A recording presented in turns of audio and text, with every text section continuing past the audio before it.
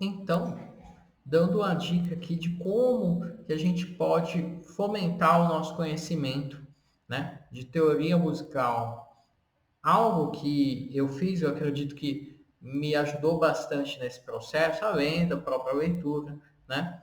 Mas algo que vai fomentar a sua curiosidade é trabalhar com editora de partitura, escrever partituras, compor músicas, transcrever exercícios que sejam, né? Então, por exemplo, aqui a gente tem abas, né? A gente tem vários menus aqui com vários elementos, vários símbolos, geralmente, e cada um deles vai trazer para a gente várias questões, né? O que é isso? Qual o nome disso? Para que serve isso, né? Então, por exemplo, a gente tem aqui no primeiro elemento das claves, né? Clave de sol. Ah, a clave de sol, ela representa a nota sol, é assinada a partir de um determinado ponto. Para que serve uma clave? Para a gente poder identificar todas as notas. Depois a gente tem a clave de Fá, que representa a letra F. A de Dó, que é difícil de engolir, parece um B, mas na verdade é um C, né? Que é aqui no caso clave de viola, aqui é a clave de tenor, se eu não estou enganado, e assim por diante, né? Então, olha só, até o nome da clave, né? Por exemplo, clave de Fá e clave de baixo, é a mesma coisa, né? Por quê? Então, cada clave é mais apropriada para uma tessitura, né?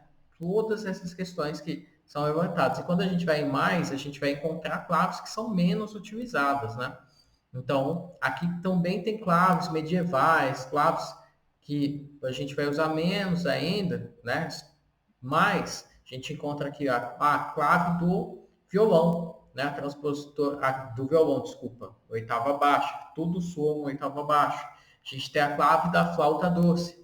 A flauta doce, tudo que a gente toca soa uma oitava acima. Então, o que é escrito não é a mesma coisa que soa, né?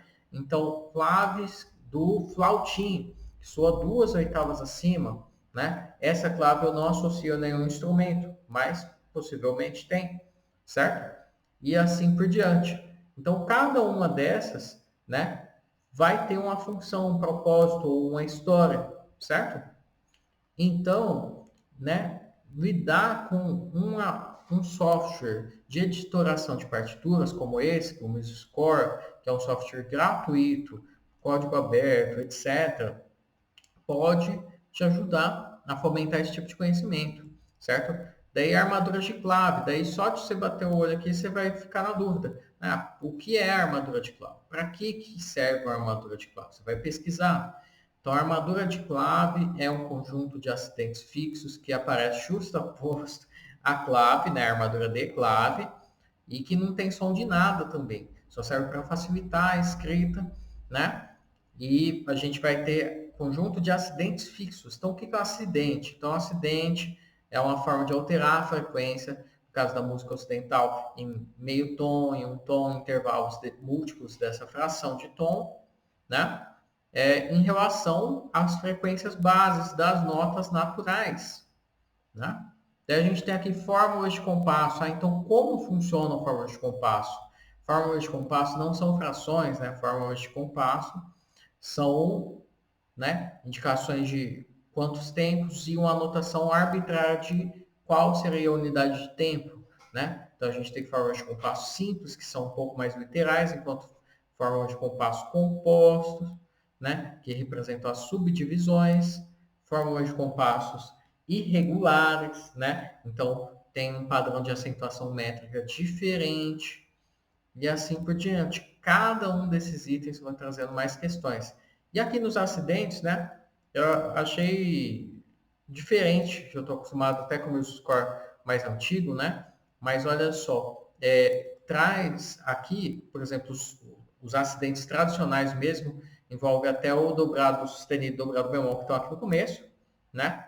Daí aqui o triple sharp, né? O triplo sustenido, que aqui não está nem traduzido, mas existe, mas é mais como se fosse uma piada em algumas músicas, né? E é uma consequência lógica e tal, mas tem até acidentes microtonais, né? Então, olha só que interessante. Tá? Então, tudo isso vai fomentar, pô, acidente microtonal. Então, o que é um microtom? Né? Então, quartos de tom, que tipo de instrumento pode fazer isso?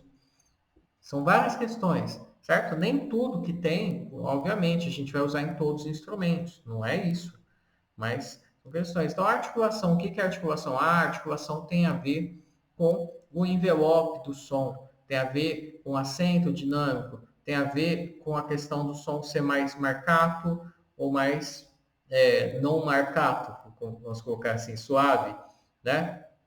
E assim por diante. Aqui o treinado está junto com a articulação, né? Mas ele seria um ornamento, né? Eu colocaria ele junto em outra parte, mas enfim, né? Então, aqui vamos ver os sinais aqui. Alguns são idiomáticos, né? Específicos para certos instrumentos, enfim, né?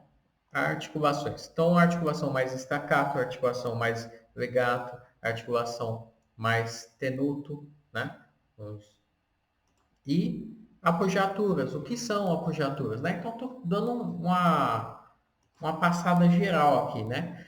As articulações, as apogiaturas, melhor dizendo, né, são valores geralmente mais curtos, né? Que roubam a duração, tem uma duração mais, vamos dizer assim, insignificante em relação aos seus valores vizinhos, que tem duas interpretações, pode ser tocado no tempo ou antes do tempo, e vai roubar o valor de alguma das figuras, geralmente ligado.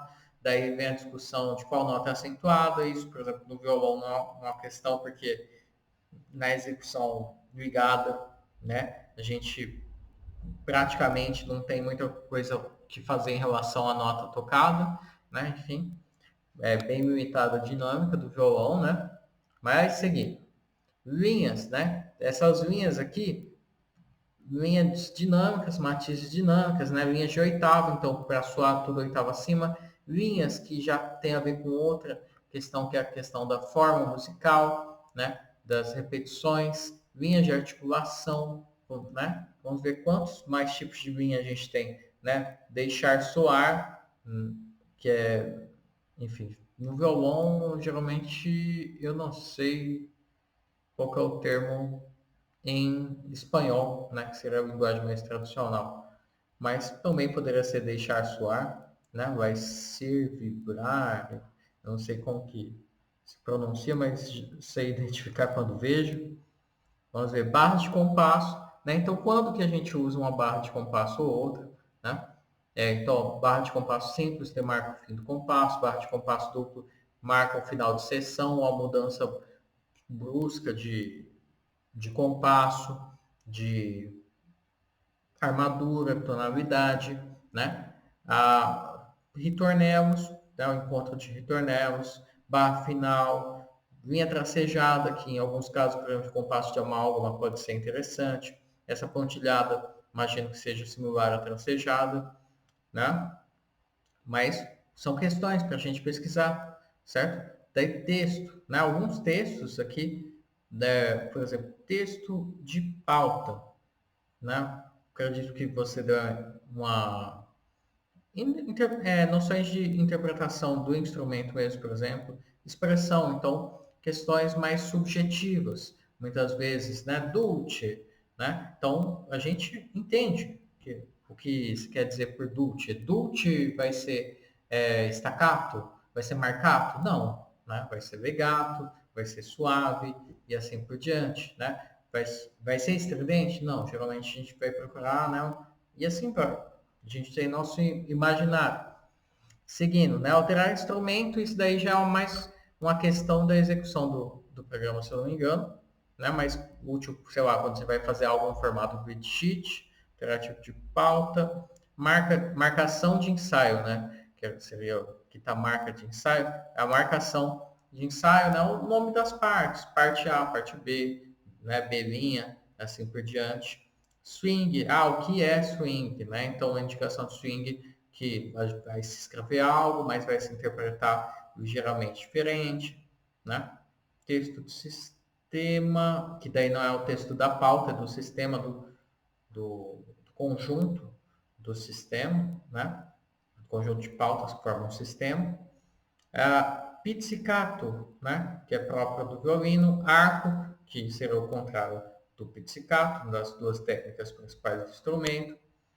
Com surdina, né? Geralmente mais para metais abrir, né? Que você vai tirar a surdina.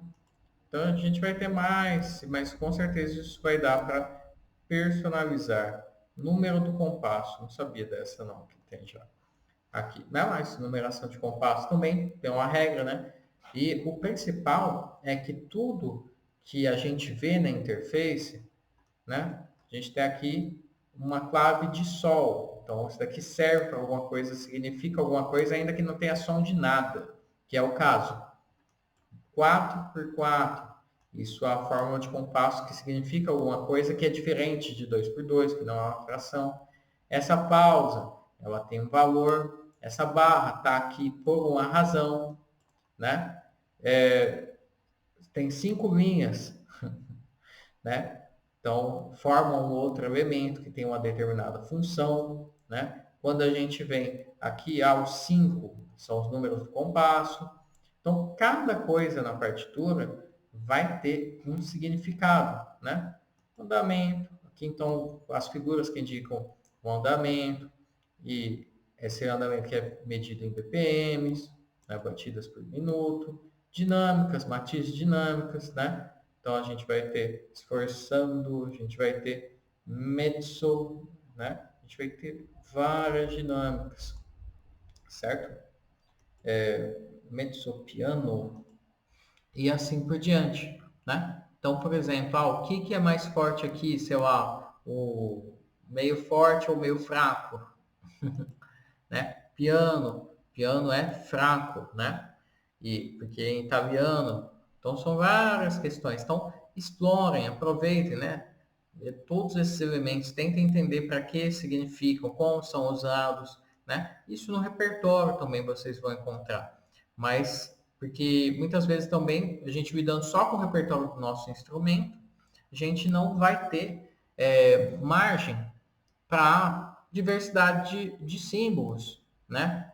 Diversidade de coisas que são possíveis dentro da música, né? E num software, não é a mesma coisa que você ter contato com dezenas de instrumentos, né? Claro que não só o contato com o instrumento vai te ajudar a elencar conceitos na sua mente, mas você tem uma forma de ampliar seu universo cognitivo e técnico, certo?